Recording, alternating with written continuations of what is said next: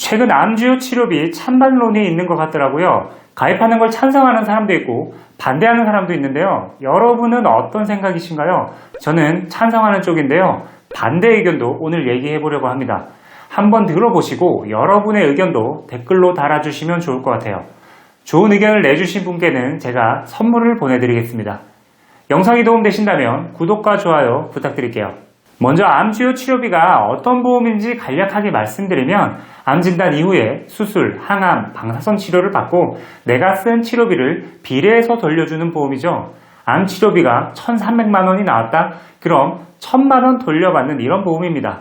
상품에 따라 다르지만 요즘은 급여, 비급여 항목 할 것 없이 암 관련 치료비와 검진비, 검사비 등 모든 것을 보장해주는 것도 나왔죠.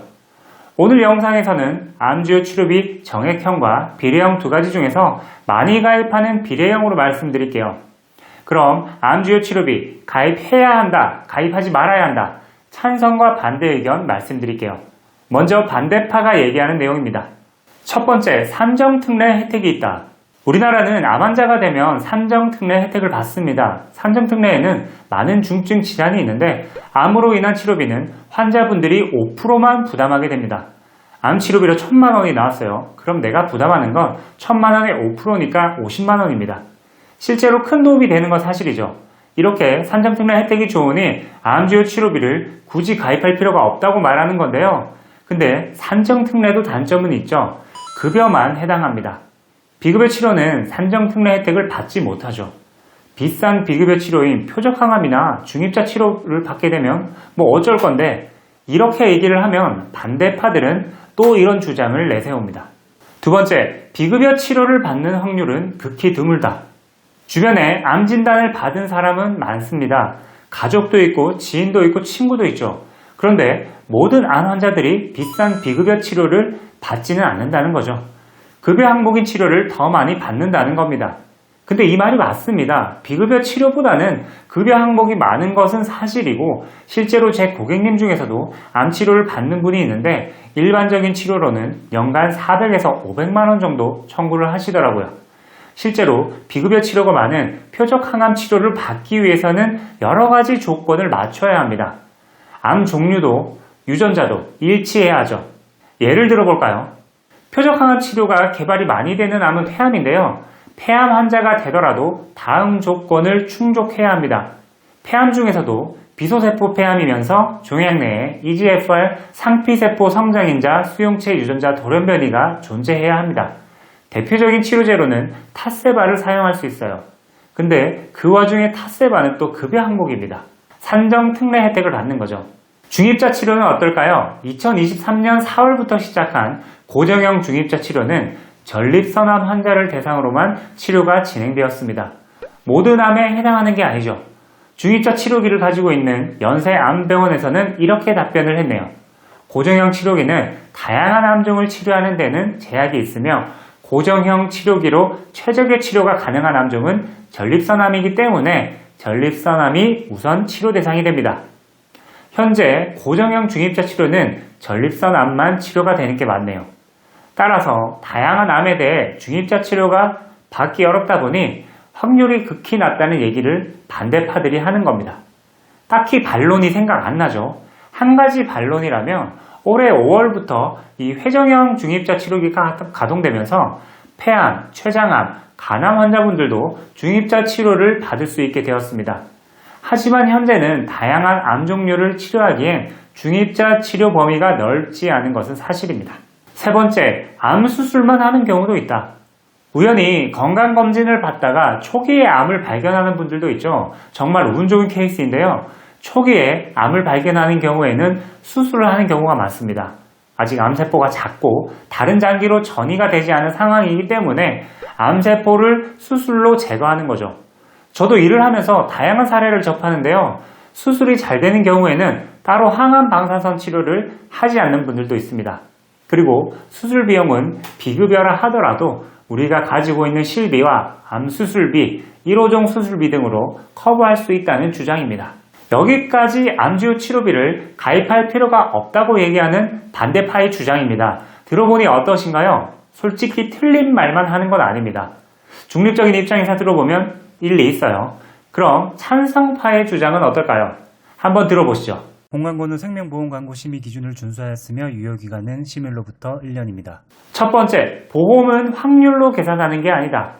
보험의 본질이죠. 일어날 수도 일어나지 않을 수도 있는 큰 위험을 대비해서 가입하는 게 보험입니다. 확률로 보험을 접근하지 말라는 거죠. 내가 암 환자가 되고 비급여 표적 항암 치료나 중입자 치료를 못 받을 수도 있지만 받을 수도 있는 거 아니냐. 암처럼 목숨이 달린 질병이 왔을 때 치료비에 대한 부담을 덜기 위해 암주요 치료비를 가입하는 거다. 표적 항암 치료를 모든 암 환자가 쓸 수 없다고는 하지만 내가 쓰게 되면 어떡할 거냐. 그리고 그 치료제가 비급여라면 정말 큰 돈이 들어갈 수도 있는데 나는 그 위험 부담을 하고 싶지 않다. 보험을 가입하는 것은 안심하고 안전하기 위해서다. 그러니까 암주요 치료비를 가입해야 한다. 저는 이 주장에 완전 공감을 합니다. 제 구독자분들은 아시겠지만 저는 가족을 폐암으로 먼저 떠나보낸 경험이 있습니다. 그것도 와이프였죠. 그 희박하다는 폐암 중에서도 소세포암 앓크 유전자였고 표적 항암 치료제를 사용한 경험까지 있습니다. 급여 비급여 치료도 다 해봤죠. 그 당시 비급여였던 알렉센자라는 표적 치료제는 정말 한 달에 1,000만 원의 치료비가 들어가더라고요. 절대 보험을 확률로 계산해서는 안 된다고 생각합니다. 가족력이 있는 것도 아니고 담배를 피지도 않았어요. 그런데 폐암 진단을 받았습니다. 이걸 어떻게 해석해야 될까요? 정말 확률은 숫자일 뿐입니다. 두 번째, 돈이 없어서 치료를 못 받는 상황도 있다. 실제로 그렇습니다. 여러분, 국민청원이라는 게 있다는 거 아시나요? 대한민국 국민이라면 청원을 올릴 수 있고 정해진 기간 내에 많은 사람들이 동의를 하면 그 청원을 정부에서 검토를 해서 답변하는 제도입니다. 이 제도는 국민의 목소리를 직접적으로 반영하고 정부의 정책 결정에 영향을 미치기 위해 마련되었는데요.